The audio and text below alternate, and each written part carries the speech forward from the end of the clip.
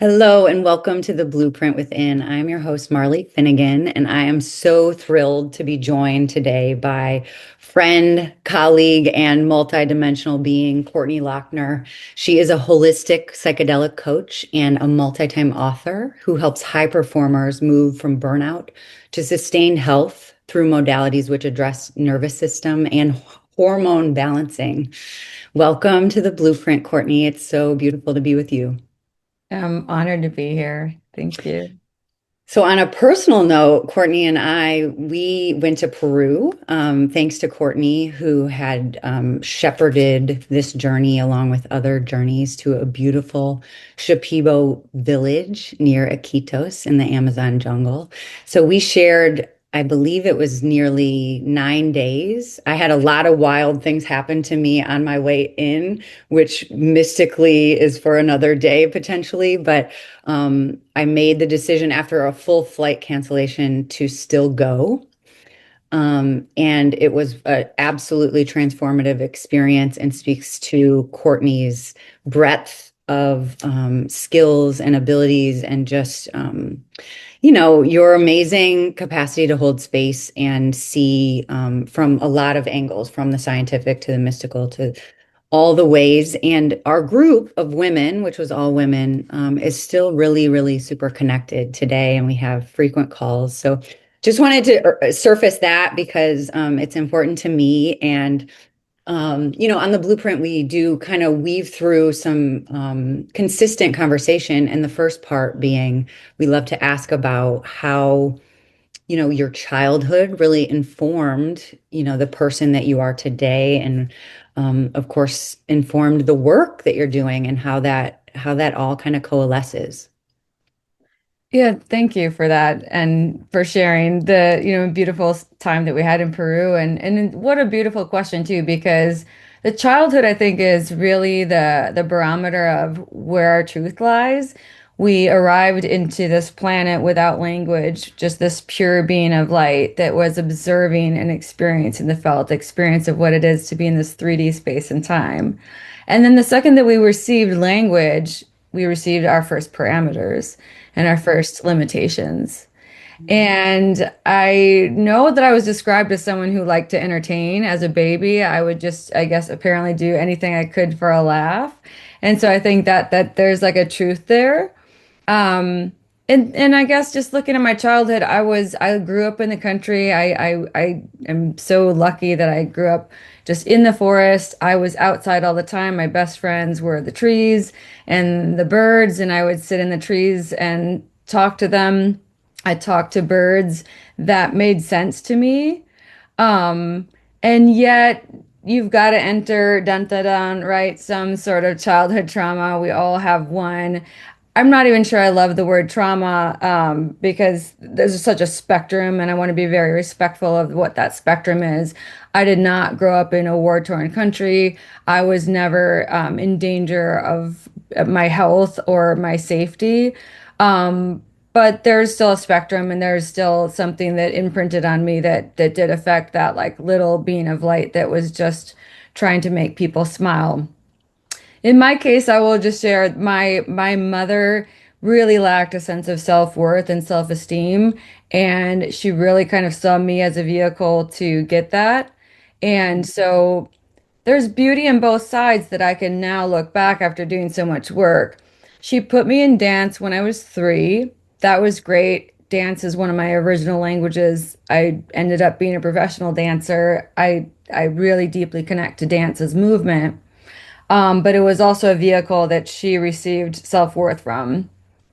And then it became more, than just dance. Then I was being put into pageants, and I really felt like there were years of my life that I was a performer, and I was there to be on stage and to win all the awards.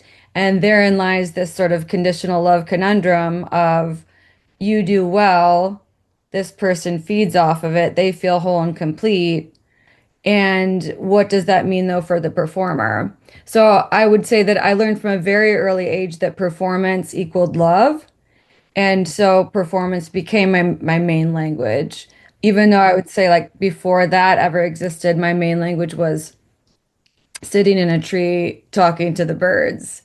And as a woman in this society, all the messaging that you get from the magazines to the advertisements to just really everything that you see, it's you're supposed to look like this.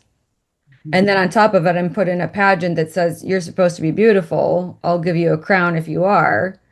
This really created like a deeply rooted sense of like who I was as a performer and created the very first mask that I would wear for very many years until I understood that that was a mask that I didn't create, I didn't ask to wear. And when I took it off, there is a dissolution of self because who are you if you're not performing? And that presents major discomfort. But by taking off that mask, I was able to return to my core self.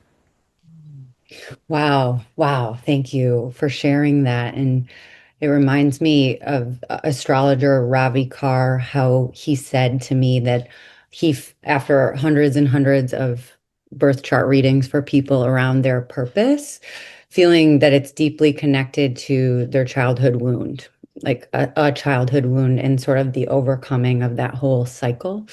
And it's interesting to me because I know you as a high performer. I know you as someone that, when we did Wachuma, one of the grandfather medicine of the jungle and this beautiful, amazing psychedelic, like afterwards, you're dancing and we're doing MTV Cribs version of the jungle tambo. And like, there's this beautiful ability that you have and that you are so beautifully naturally charismatic. And also I want to mention you were a backup dancer for Prince, which is like to me one of the coolest things ever. But just like holding the tension of also deeply enjoying that and being good at it and knowing that it also really produced this wound in you. So can you talk about sort of the tension between those two things? Yeah, I think there's like an extremely fine line between what is yours and intrinsically gives you pleasure versus what is performative and it's giving someone else pleasure. And in that external validation, you're feeding off of something and mistaking it for pleasure. And as soon as you can identify that I'm doing this for someone to say good job, like that's where the mask is versus I'm doing this because I love to dance and there's no mask and this is feeding me. And that'll be a lifelong journey for me. I've more or less removed the mask and doing so much work from talk therapy to a lot of psychedelics and really going inside and sitting with that stillness, but then celebrating that this is still who I am just because this identity was celebrated from the external source as feeding some other need doesn't mean that it's not accurate, that it was false. It was still me. There's always you. You're always there in these shades. It's just like really identifying which one of those shades is like starting to deviate from my core self and how do I bring that back so that I can feel whole again. I love that. And it really kind of lends itself to the concept of healing as fixing something versus just feeling your feelings and embracing the wholeness of who you are for the spectrum of the ugly to the beautiful to the complicated to the mask, Yeah. and I think that's what seems to be coming up in a lot of places I'm in is this criticism of the idea of healing as this fixing. So I love that framing very much. And I know, how we originally meet is when you were working at a really large scale corporate marketing company and I was, slinging business development in the events world. And we had a beautiful, amazing dinner at this wonderful restaurant in downtown Chicago. And staying in touch and kind of staying in your stratosphere of your growth and everything and witnessing your changes and transformation. I understand you've written many books, and I believe you were ghostwriting books for psychedelics. But can you talk about your entry into the world of psychedelics and even just your interest in sort of the world of holistic inner transformation? Well, there's some irony in that story in that as a dancer and a gymnast, pretty hardcore athlete, training 4 hours a day since I can remember, I was very much against drugs and alcohol. I was that little like Nancy Reagan poster child for just say no to drugs. And so I was not at the farm field parties in my little small town drinking. Um, Drugs to me equated the broken egg in the pan, of those 80s commercials. And so I was very much against that until a friend really started talking strongly about MDMA. I was probably about 21. And, being a professional dancer at that point, I was surrounded by drugs. I mean, it was very normal for me to be sitting at a table with a mountain of cocaine and just never feeling tempted to go down that route because I viewed it as like a dead end, right? I was very much curious, though, this explanation of MDMA, and being someone who's scientific minded, I decided to do all the research on it. Then I even ordered a test kit, and and finally decided I was going to try MDMA, and that really changed so much of the way that I viewed the world and the way that I was thinking. And then that led into mushrooms, and I think that pokes through this whole reality that you've constructed that you thought was real all along. And that's very disturbing to have all of those blocks that you built up fall apart. And it's so disorienting. And then I guess maybe that's what opened up the universe to allow me this opportunity to have someone who had ghostwritten their book and came forth and said, here's a space in the psychedelic world to talk to the top researchers in this field and learn more about it. And the more I learn about psychedelics from a therapeutic standpoint, there was no denying the efficacy of these medicines. And then my role just shifted. I felt the call to go do ayahuasca. I did it. It changed everything, so much so that I went back to school. And that's when I went to go study medicinal plants back in traditional academia. I studied nutrition. And then I went in even to like alternative schools to study Jungian interpretations of psychedelic medicines, really kind of hodgepodging an education that was going to help inform me to be a holistic health coach because I'd gone down the route to become a therapist too, but I felt that was a little bit too restrictive. My viewpoint of how you help someone is really, really root cause based, which does agree with therapy up until a point, because at some point you can stir your soup over and over and over, and at some point the soup is done, doesn't even taste good anymore. Like, what are you going to do about it? And so that's the modality that I wanted to use, and psychedelic being a tool for that. Mhm. But really recognizing that it's a tool, one of many, and it should not ever be the only tool that's used. As someone who's used it recreationally, sure. But if you want to use this as a tool to connect to something greater, to connect to source, to go deep into your psyche, then I think there needs to be myriad modalities of ways that you are working to do that with talk therapy, with a coach, with breath work, meditation, any really time that you can sit in the stillness with yourself and be comfortable with that. Because in our overstimulated world, the choice to numb is always presented on a silver platter. And really, the truth lies when you sit there with yourself and all the discomfort that presents. And psychedelics will most certainly present you with the grandest version of that discomfort. And then the only way out of that is to go straight through. And it's not for the faint of heart. Totally. A lot of dark nights of the soul in that Oh, space. yeah. Which is like a beautiful because I always feel like when you're going through a dark night of the soul, it's a ceiling that you need to break through, and it's where growth is really truly Right. happening on the other side. And it's really interesting because um, I think we, in our experience in the jungle, there's a lot with what you're saying around the other types of foundational support and foundational understanding around these different plant medicines and the energetics of them, which I think, I mean, I know you have built such a beautiful, amazing, deep relationship with all of these different modalities. On a call earlier today, I heard a story about a woman who had rehabilitated this plot of land that they had written off as like, this soil is absolutely cooked. There's no possible way that anything can grow here.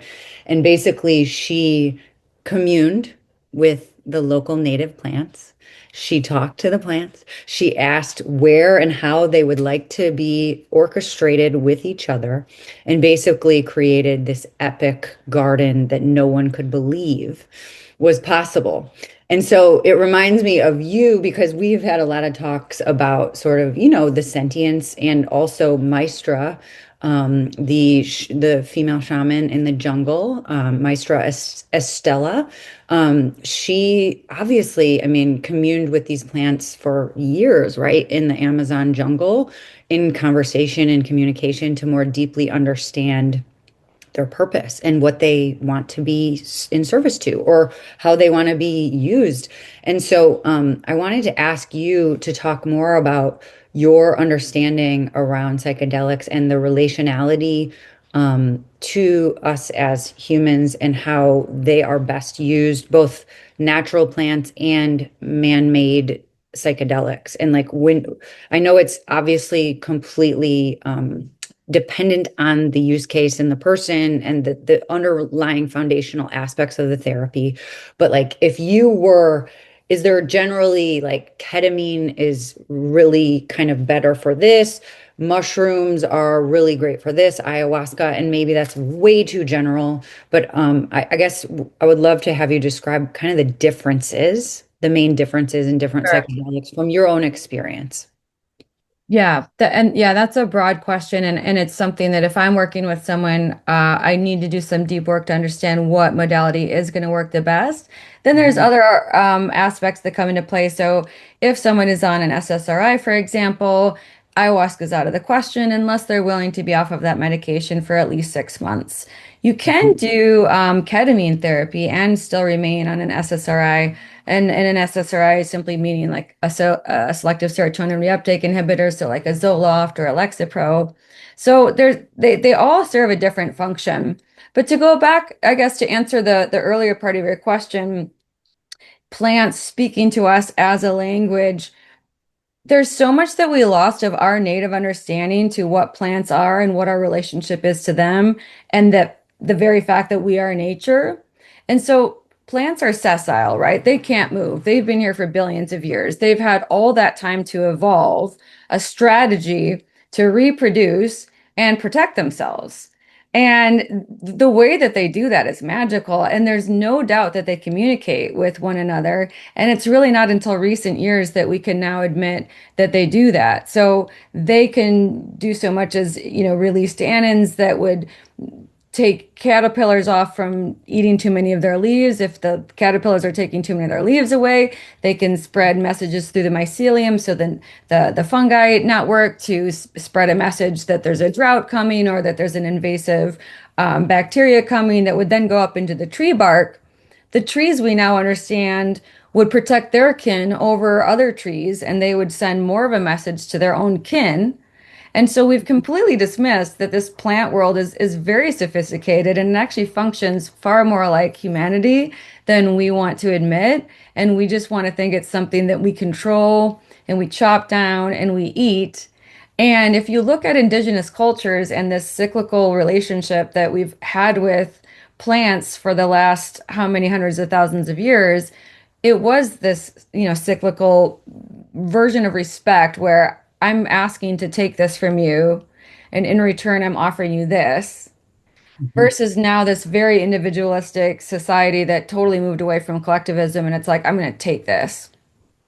So when we understand that as the background, it's easy to understand that these plants actually did communicate in the way that they can communicate how to mix, for example, the copy vine with the chacruna leaf to make ayahuasca, because these two plants don't grow next to one another. Yeah, you could surmise that if you had all the time in your hands, you could mix every single plant together and just figure out what did what.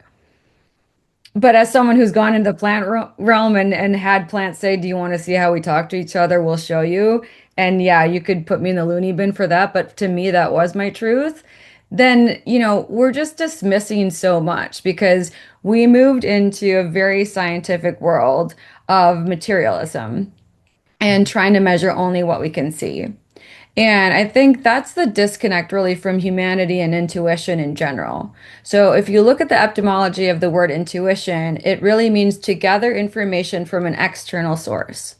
But if you look at the way that that got translated into today's world that's so individualistic, intuition is like it's my knowledge and it's my gut feeling. So we totally disconnected that actually we thought this was how I got information from the ether, and the ether maybe even being a plant. And so that plant, I believe, can even tell you which one is going to serve you. And it doesn't always have to be a psychedelic. That's, we're looking at now the alkaloids that are the most effective in having some sort of neurotransmitter um, major change. All plants serve some sort of function, whether it's their antioxidants and their polyphenols that are protecting us against tumor growth and free radicals, which are basically just unpaired electrons that go rogue in our body and are prone to mutating into an abnormal cell, which happens all the time. But the more vegetables that you eat, the more rainbow colored foods that you eat, that's going to fight that. So when I think about what plants can do, that's the whole broad spectrum. We're talking about everything from stopping cancer, stopping tumorous growth, to going in and doing psychological surgery from the psychedelic standpoint. And so whatever it is that someone's intention is, which is maybe more to deal with like, inflammation, then we're going to look at curcumin and turmeric and black pepper. And if it's more in the mental health realm, then we're going to start looking at psychedelics. And all psychedelics serve a different function. And I think that it really depends too, like where the person is in their journey and what they're ready for. Ketamine, for example, absolutely love ketamine. Beautiful medicine, only lasts about an hour. It is a dissociative. It can be done in a highly controlled setting. I don't think that you get the most clear information from it, but the way that it works on your GABA receptor cells and it allows you to move a little bit more out of this heightened excitatory state into something that's more neutral and relaxed versus an ayahuasca, which does activate your system pretty intensely. And so if you've got a heart condition, it's not the medicine for you. It's a purgative as well. So it's like very, very physical. So the spectrum is just so wide. Psilocybin in the middle there, which I think is, something that's widely accepted now in this Western paradigm. So magic mushrooms, you can still be on an SSRI with magic mushrooms, so that's helpful because so many people in our society are on one. And it's going to provide information. It's dose sensitive. A small amount can still move you into a place of neuroplasticity where you're hushing the default mode network, which is this part of the brain that's really kind of acting like the manager and like sorting all this information of also where we get stuck with loop thinking and OCD to more of a hero dose where now you're like sorting through memories, possibly repressed memories. And ultimately, I think what all of them do best is they hush the center of the brain that causes a separation between the sense of self and the other. Mm. And if we always lived like that, maybe we would be sociopathic because we would just be like so connected that we wouldn't, function. We might not even feed ourselves. We wouldn't reproduce. Mm. But in those windows where we can separate ourselves from that, like I'm me and the world is this, then we remember that's how we all got here as these beings of light. And you and I are the same. You're my sister, I'm your sister. Like when I look at you, I'm looking at myself. And to think anything other than that is like is a real there's a sadness there because we missed the point. Right, the illusion of separation. Mhm. Absolutely. And Thank you for weaving all those amazing, first of all, the science and the medical and technical understanding that you have is really incredible and impressive. And I wanted to ask a little bit about your personal experience, like with your jumps in consciousness. Like you say, I went to the plant realm and you had conversations with the plants. Like, can you give context to the ways in which you had those leaps of really, really deeply understanding the bigger meaning, the purpose, the lack of true separation, and if there were like kind of pinnacle moments for you? Obviously, once you open that can of worms, there's no going back, you know, once you see, you can't unsee. But yeah, I would love to hear more about if you have identified some experiences and how they were catalyzed. Every journey is so different, and so that's a part of my role too in working with folks is that there's you're not going to go in and get this. And you can set an intention, but it doesn't guarantee anything. And so I've had moments with medicine that left me not functioning that well in society for like up to 6 months afterward. And I want to be very clear about that because you are obliterating your worldview. You enter into a realm that's so different from this 3D reality that to come back to this 3D reality is very disorienting. So I'll just touch upon a couple of things there. Like one, yeah, there was a moment where I felt like the earth was singing to me. The plants asked me if I wanted to see what their language looked like. Of course, I said yes. It was these beautiful flashes of white light that almost looked like mycelium, but flashing as lightning. And they were like, that's how we talk to each other. It's like, okay, great. But the other part I want to say about that is, as being someone so connected to the plant world, I'm also a very scientific minded person. I love quantum physics. I very much so respect the work of Donald Hoffman, who describes that our view of reality is 0.00001% of what's really available in the world. And so if you think about all the light that you and I see, it's a completely different spectrum of light than the macaw in the jungle sees and all those ultraviolet shades. And so who's to say which one is right? Right? But we've been told this propaganda story that this is reality. That said, we also know that what I'm seeing is largely based up on a prediction, based on my memory and my mood and what happened to me in the past. And so even in this conversation, my interpretation about it is going to be different than yours. And all of this is really a protection because if we saw everything that was available, we wouldn't reproduce. And so the best way to describe that is if you're playing a video game, you're playing your little video game, you see Super Mario going through his stuff. Is that reality? You think it is, and you think you're in control of it.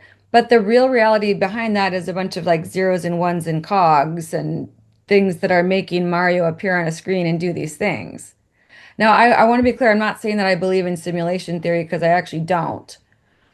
What I'm saying is that we are given one version of reality that's for our own protection so that we can experience all the beauty that there is because there is so much.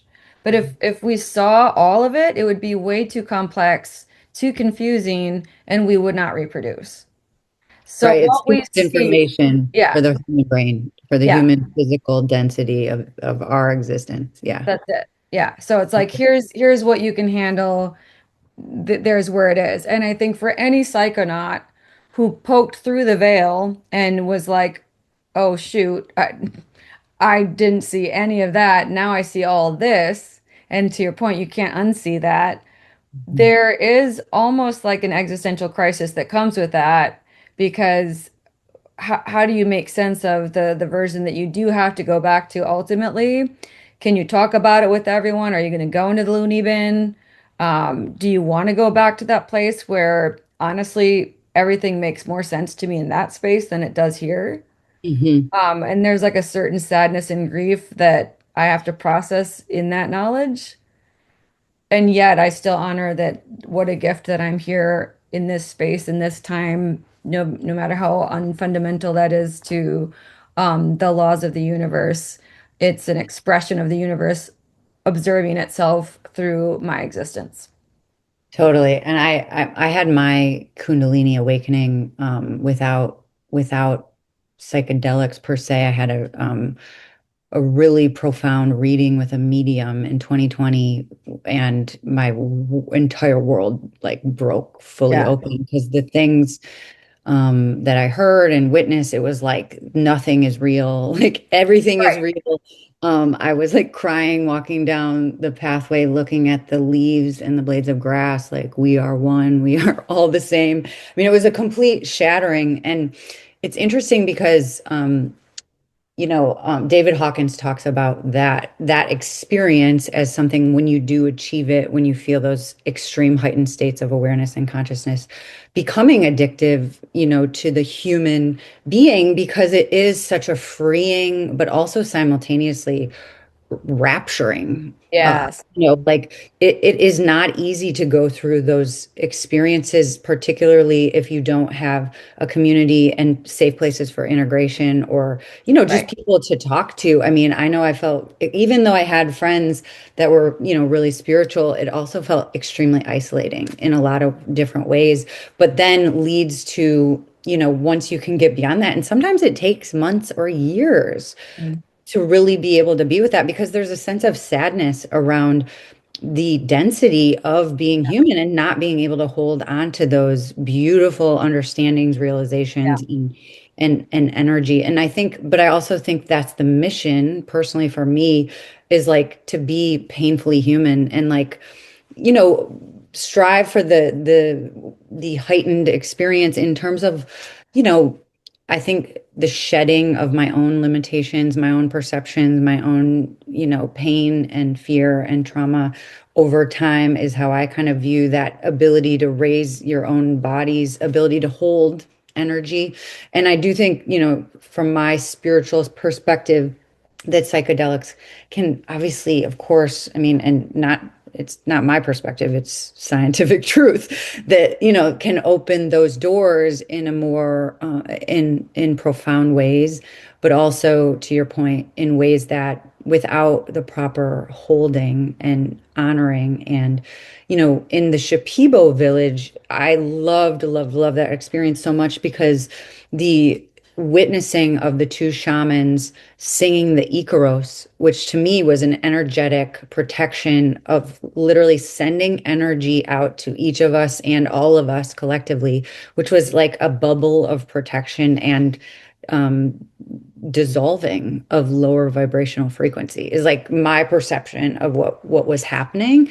And of course that's not like scientifically proven, but it's such an amazing space to be in, to have science acknowledging the wisdom of the jungle and the shamans and the indigenous tribes have known for so long by basically being deep listeners to Right. the plants, to the soil, to the trees, to the water.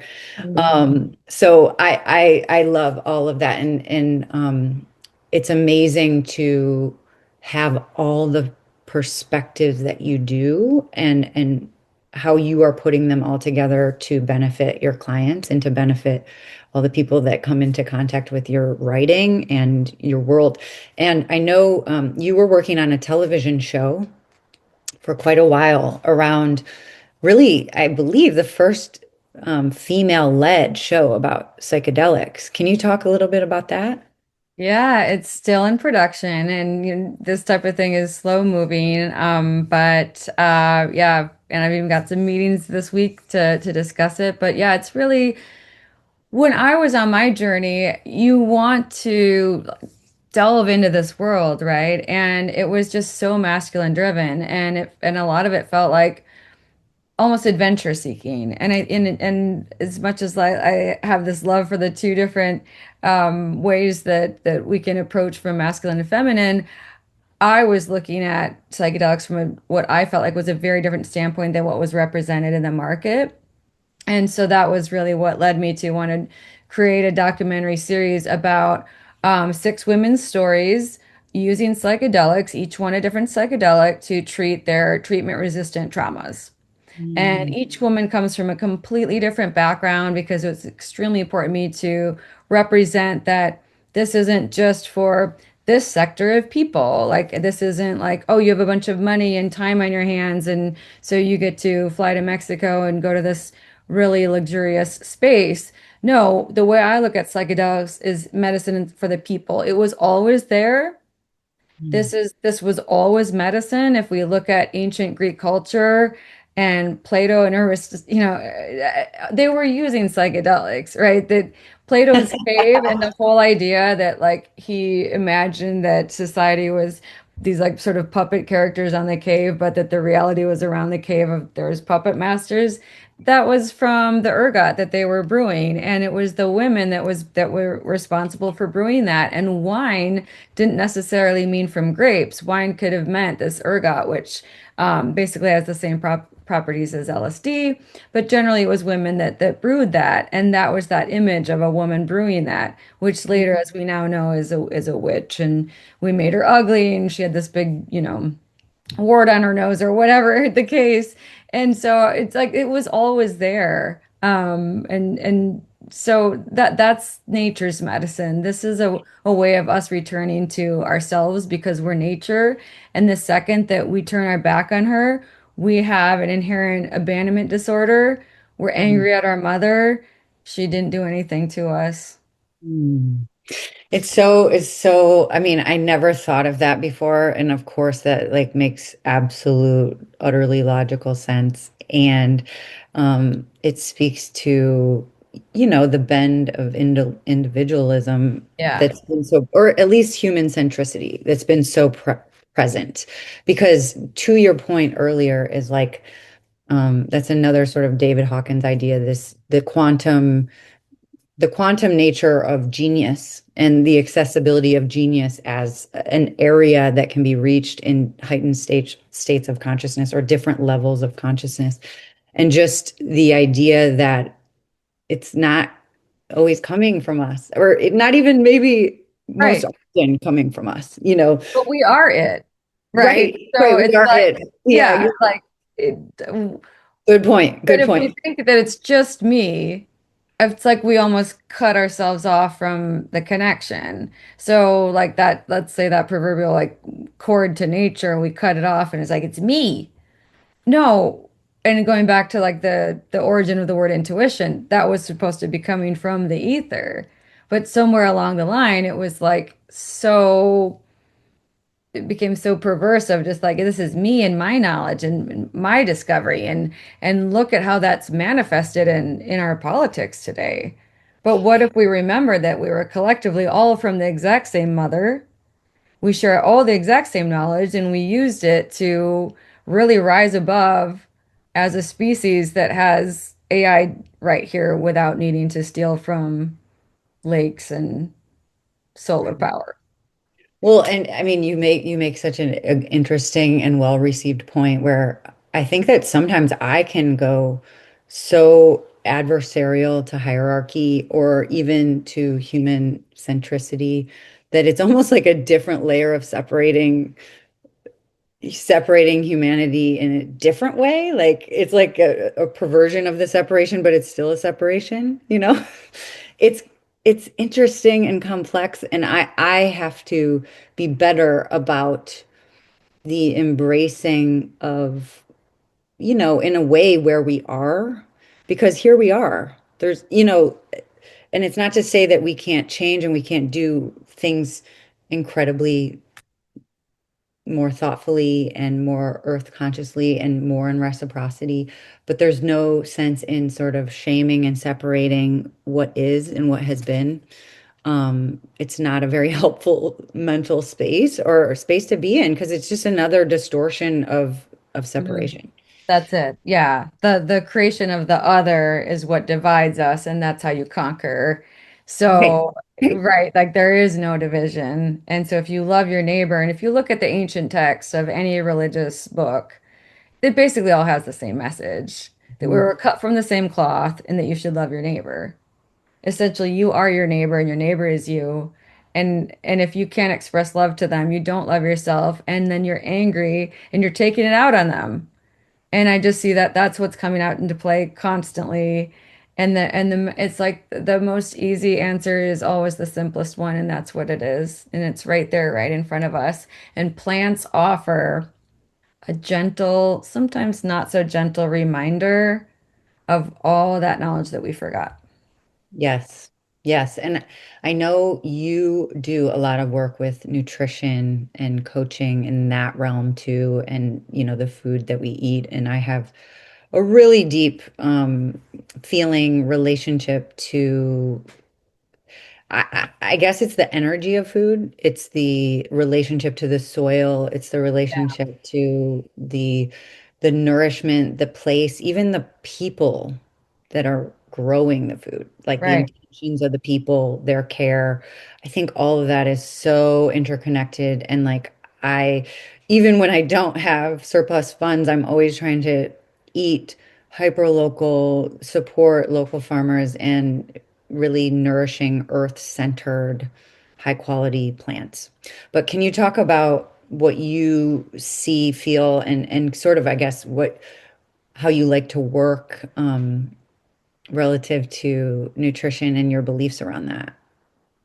It's such a good question because I could talk all day too about the complete torture and raping of our soil where all the nutrients live and become quite depressive that the broccoli that I'm going to eat I would need to eat like 5 tons more than my great grandparents had to eat just to get the same amount of nutrient offering because of the soil. And so I think the magic is not so much in giving the focus on that.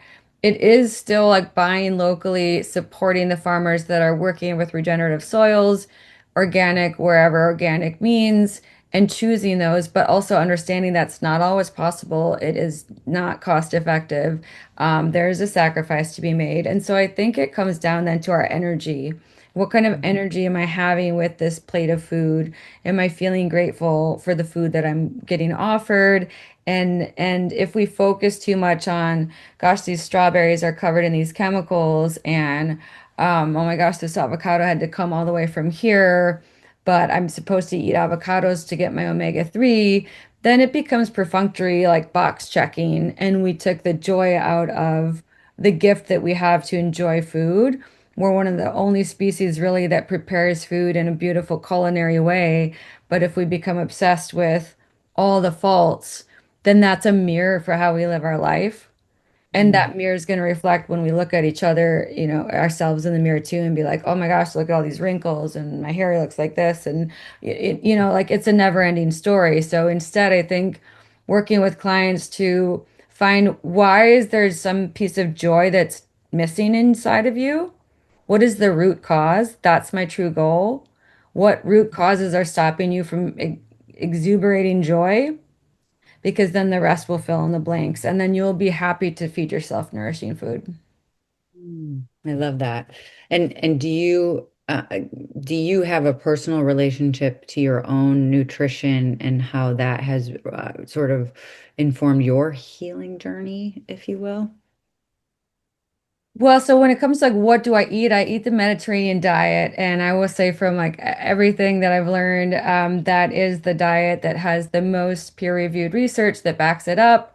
I did study nutrition at Harvard Medical School. They're very adamant that it is the Mediterranean diet. There's irony there, right? Because you've got all these lobbying groups that are like, meat, it's what's for dinner, and dairy is what saves your bones, and yet we have the peer-reviewed science that shows that it's really just a Mediterranean diet, which doesn't involve a whole lot of dairy, and it definitely does not involve a whole lot of meat. Mm. And so that's really my baseline is just to be in the Mediterranean diet. And then understanding and having compassion for myself that if I'm somewhere where that's not totally possible, and it's okay to deviate from time to time, and it's also okay to like have a loving relationship with something that feels indulgent. For me, that's dark chocolate. I eat it every day. It feels special to me. I try to spend more money to get the, ethically sourced chocolate. That's a privilege that I have. It's not a privilege that everyone has. So I do recognize that as well. Yeah, being in the jungle, the ayahuasca dieta is really quite interesting in that it's bland, quinoa, different types of potatoes, eggs, vegetables, no salt, no pepper, no oil, no alcohol, no coffee, no caffeine. And yet we all kind of walked away addicted to that style of Yeah. eating. And even after the fact, I mean, I found myself at home eating that way for quite a long time. I guess, do you sense that there is any sort of relationship to the experience of ayahuasca, or is it just more the feeling of clean eating that is addictive? Ooh, that's a great question. I think it's both because Mm, and I love that you pointed that out because it is so true. It's like you start off thinking like you're craving these things, but it's not, it's psychological. And the longer you stay there in the dieta, the more true and right it feels. And your body tells you that. Your body feels so good, so clean, that to go back home and look at these foods doesn't even feel right. mhm, But then, of course, there is that relationship to the ayahuasca that you get a clear direction and connection to the medicine the more clean that you are. And unfortunately, the average person who's in the standard American SAD diet there's so much inflammation. There's so much backed up in the digestive tract that's fermented and rotten that the medicine can't even make like a true communion with you until it blocks all of that and clears all of that out. And so for some people, that could be like multiple ayahuasca sessions. And so, yeah, I think it's twofold. But I appreciate what you said because I do think it's very true that you come home and your relationship to food does change. And I mhm. will notice now too, as someone who doesn't eat out that often, when I do, I feel puffy. I can't believe how much salt they put in restaurant food.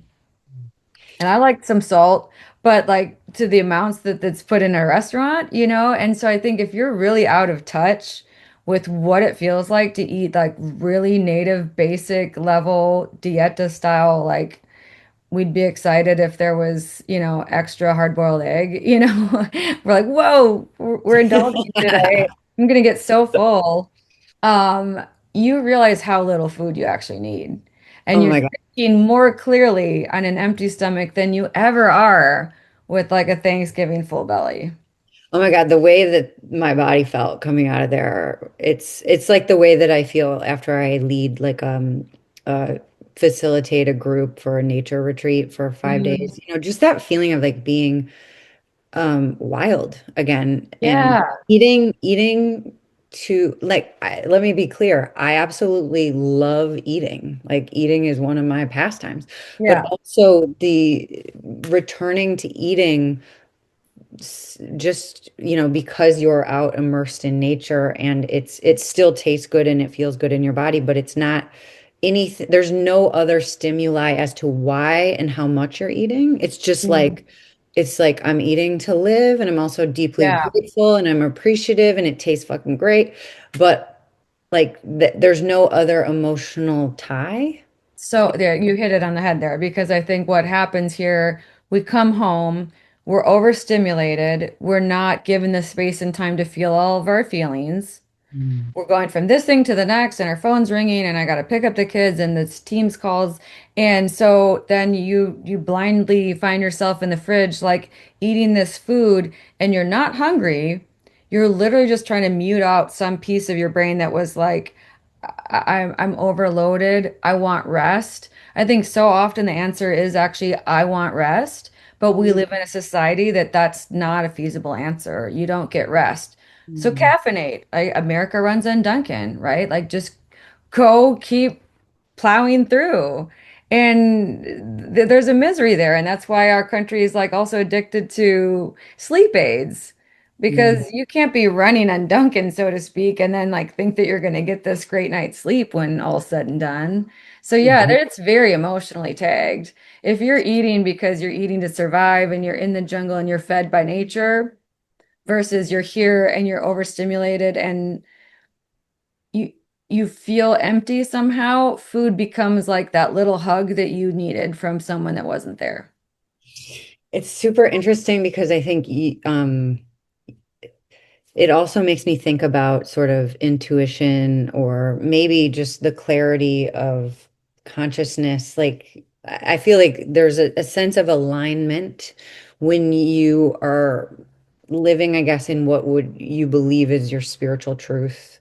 Um, Mm, and inclusive of feeling all your feelings. And I mean, there's days where I just carve out time to grieve and fucking cry and like mm, scream, and it's not all, unicorns and rainbows, but the idea that I think it was 2022, I did a meditation and I saw what was a clip art steak like in my meditation, which is like uh-huh. Oh, my uh-huh. spirit guides are like jokesters. They're like, Yeah. listen, you keep saying that like you can't be a vegetarian. At that time I was still married. Uh-huh. Like it was like I was blaming not being a vegetarian, even though I knew I needed to be and wanted to be, Yeah. on like co-eating, communal eating, like being, basically pleasing, Yeah.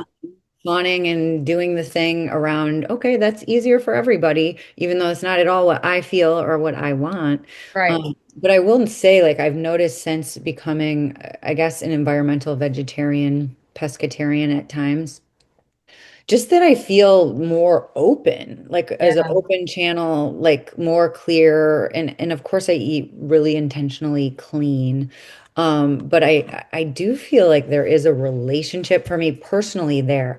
And being a sustainability consultant, knowing so much about regenerative farming and food systems and meat, and I used to walk the line of really kind of criticizing meat environmentally, and there's reasons for that, particularly Yeah. with beef.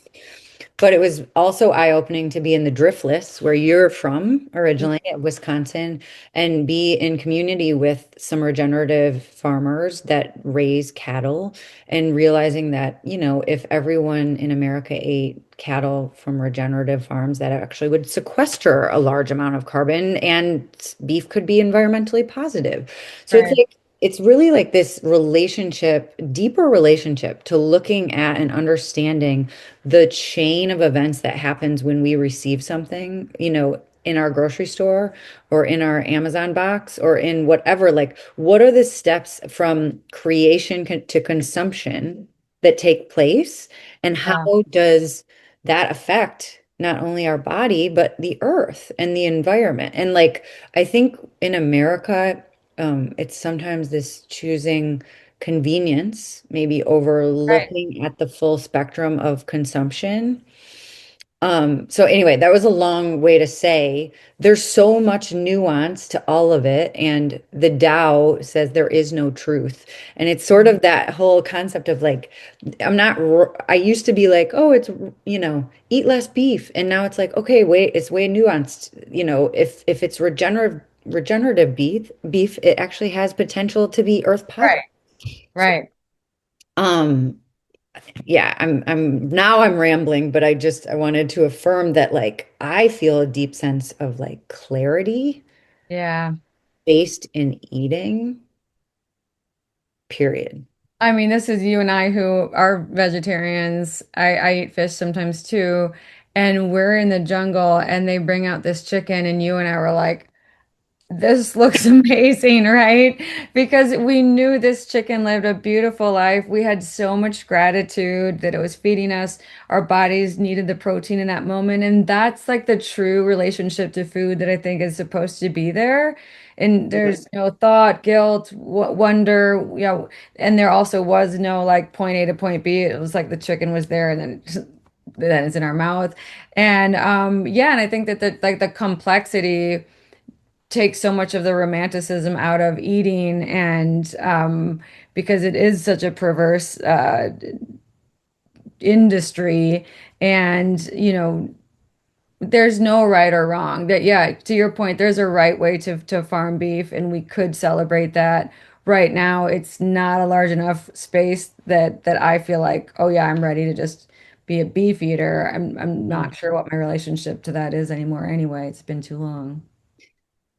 What do you think about man-made psychedelics in comparison to plant-based? And I do want to, I had a like a real download in February where it was like I felt like I needed to have a different state of consciousness. Like that was my intuitive hit. And some friends a couple months before had brought over these THC beverages, and I Mm. ended up drinking one, and wow, I felt like I had like the biggest psychic attack of my life. I was Mm. almost in this level of like it felt like someone was playing pickleball with my psyche. Like it was like a schizophrenia energy of like me kind of fighting some other energy. And I mean, there's many ways that this can be analyzed. I felt like it was not of my person, but that's kind of something that I'm really comfortable with. And I know a lot of people are not always comfortable with. And of course, there's many versions of my person, psychologically. So all of this could be debated. But what I felt like that drink, I was like, there was something, ooh, energetically, woo, not good for me personally. It was not a good vibe and not a good experience. And it was like a shame train of like my old like many versions of shame. And I mean, I needed to do some shadow work, so it was good. And all of it was divine in terms of like, there was a reason. But anyway, what's your perspective? And obviously, we're not talking about THC drinks, but like the man-made stuff versus the plant-based stuff. And do you have like kind of a preference in certain scenarios, or is it not really judged on the man-made versus plant-based in that way? First of all, I was smiling because I've had one of those THC drinks, and I think I had the same psychic attack. I mean, it was absolutely terrible. Fucking terrible. I was like just counting down, like make it end, put me in that straitjacket. Absolutely awful. And I would say that like for a long time I was a purist and it was like it must be plants and only ayahuasca and only psilocybin and so on and so forth. But I've changed in that I am a huge fan of ketamine. I absolutely can connect to source through ketamine. I also really celebrate MDMA and especially for using MDMA with people for a first journey with psilocybin and they're maybe not quite ready to let go. MDMA is such a great heart opener to help bring some self-compassion so that when the psilocybin comes in, it doesn't feel so abrupt and abrasive if there is a lot of fear involved. What I will say where I'm against is that there's a lot of work being done in big pharma to take the trip out of the trip so that we could give you a pill of ayahuasca, but you wouldn't actually experience the trip. And I think that is where we're getting to be like playing God in a way that doesn't make any sense because you get the growth Mm, from the trip, right. from the fear, from the purge, and it also discredits the collective healing circle that happens within the Maloka of having this experience with 5, 10, 20, whatever other people. And Mm. so I don't think that you'll ever be able to just take some pill of psilocybin or ayahuasca and think that would ever come close to doing the same. The same goes for DMT. I think DMT straight up is can be therapeutic. Can you put it in the same line as ayahuasca? No, that's an active component. So like if you look at an active component, a mechanism of action from any plant, which is what you can patent, you can just isolate that one component. You're missing the synergies that exist in all those other parts of the plant that do play into the ultimate symphony and orchestra that make the plant work. And that's really what the truest that we can be with the plant, the most ultimate, the medicine. That said, though, like absolutely, I support ketamine, I support MDMA. People have had amazing times and lessons from LSD. So I'm not a purist one way or the other. I deeply resonate with what you're saying about the pill. And I love that because I have heard great things about ketamine and, of course, also MDMA. And I've also experienced MDMA. I think what worries me or what I think is so strange around the pill idea is that to me, when you just like we've experienced with these THC drinks, like when you alter your state of consciousness in a way that your individual essence is in a vulnerable state. Yeah. Um, there is a serious sense of an unseen world and energies that exists in other in this realm, but apart from maybe our direct human experience, that like to me, that is so why shamanic deep practice around the respect for the unseen Yeah. world, the many multitudes of energies that exist always, and like opening yourself up to that without the protection, without the awareness, the knowledge, the respect, the relationship, to me is I mean, it's something that you have to be really in your sovereignty, in your spiritual sovereignty to Yeah. be able to withhold and withstand.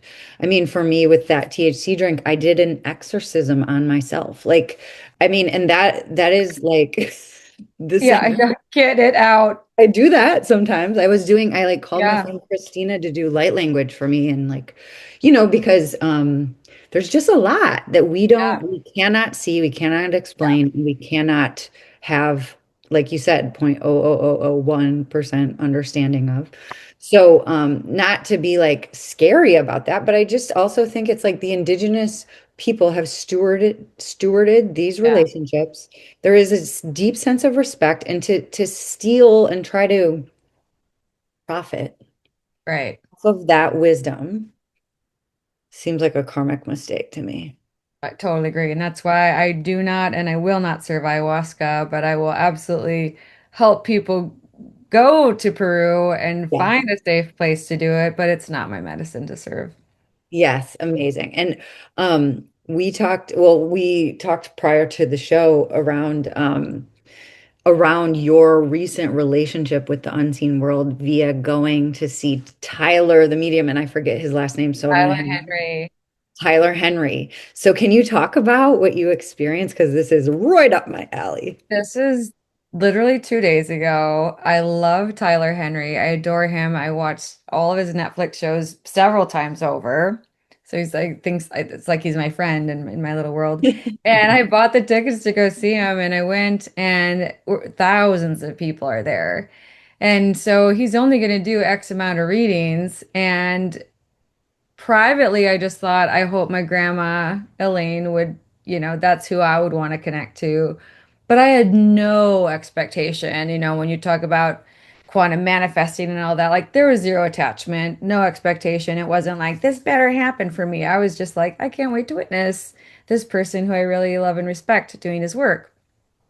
And then somewhere in the middle of the show is like, okay, I'm looking for Courtney. Her grandma Elaine is ready to communicate.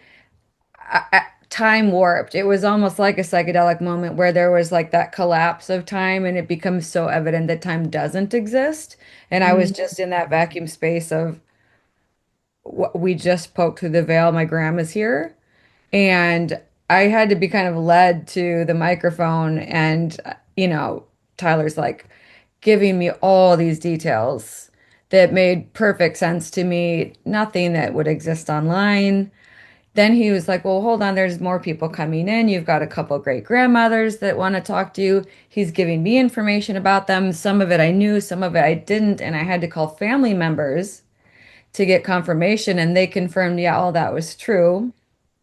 And then on top of it, Tyler was like, I have so much more to say to you. I'll have someone approach you after the show so that you'll get your own free membership, no cost, like, but we'll reconnect later. Oh my gosh. Wow. I'm still on cloud nine. It was just, I believe in all of this stuff. I connect there when I go into the medicine. And even so, when you witness it and through someone else, tingles, magic, consciousness doesn't stop with this 3D body. We go on. Let's live the best life that we possibly can. Let's be kind. We're going to all end up in the same place. Oh my God, I love that so much. And it's amazing because there's so much synchronicity. I was in a writing workshop earlier today, and this coat is my grandma's former riding coat. She was an Oh, equestrian, and like it fits so perfectly. And like it's got all these beautiful. so regal. Yeah. Yeah. And so as soon as I started writing, it was like, what's coming alive for you? And my grandpa wanted to come through. Mm, my mhm. hand and like wrote Yeah. me a note, which was gorgeous. And then we go into this breakout room, and this woman, Gail, she's like, I don't know, I just got called to literally sit in my flower bed box. Like she was sitting in the dirt in her like rooftop box of like in an urban area.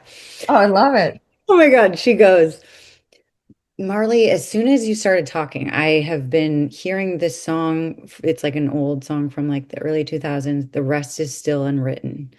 And then I saw a cardinal come in right when you were talking. And of course, I'm like, this is my grandma comes in cardinals. But Yeah. also, I had been hearing that song all morning too. So I was like, Whoa. yeah, and the whole group was just like, what is happening here? Right. But like it's so wild because this stuff happens to me every day, like almost every day, especially with ancestors, but like the magic of all things, of all Yeah. connections and the changing of like consciousness such that it becomes just like this consistent cycle of gratitude. Like Yeah. that is life, like awe and gratitude. They're there to show us that we're here, we're watching you, we're still with you, we're together. Life hurts, life is going to keep on lifing, and that's your job on the 3D planet. And thank God that we can feel because those tears show us the joy, but it's not our forever place. And someday we'll reconnect and it will be nothing but joy. And that's what I believe. I totally agree with that. I love that so much. And we love to end the blueprint with kind of your vision for the most optimal future. Mm. Like, and it's a big one, but it doesn't have to be a big answer. So like what do you see coming down the pike for us? I would just, for all humans to remember that they were born with everything that they need, that their connection to source. And no matter what programming or conditioning or brainwashing or propaganda that they received, it's not them and it's not their identity. And Mm, even what they think is their authentic self, it's probably not. Your mm, true like connection to the light is when you wash all that away and you wash away the language and it is your birthright. And I would mm. just beg everyone to find it and wipe away all the this they said this and they said this and the news says this because we all share that. And if we can tap back into that, that's where the magic is, and we can live in flow state and we can live in joy and we can then rise above to whatever that means in what anyone's world. Love, love. That's such beautiful, a beautiful closing to an amazing conversation. Thank you so much, Courtney, for being here, and thank you for that beautiful nugget. And is there anything else you want to leave us with? Oh, well, first of all, thank you for having me. And then I'll just add if you're ever called to go to Peru, I'm happy to lead you there with retreats. And then I lead retreats in the States as well. So you can find me at CourtneyLochnerCoaching.com. And that's my biggest passion is just sharing this wisdom that I've had with other people so that they can come back and really ignite their inner pilot light once again. Hmm. And that's exactly the origination of the blueprint within is like all the tools we seek, we Yeah, hold within. That yeah. is exactly it. Like Well, come good. back And home.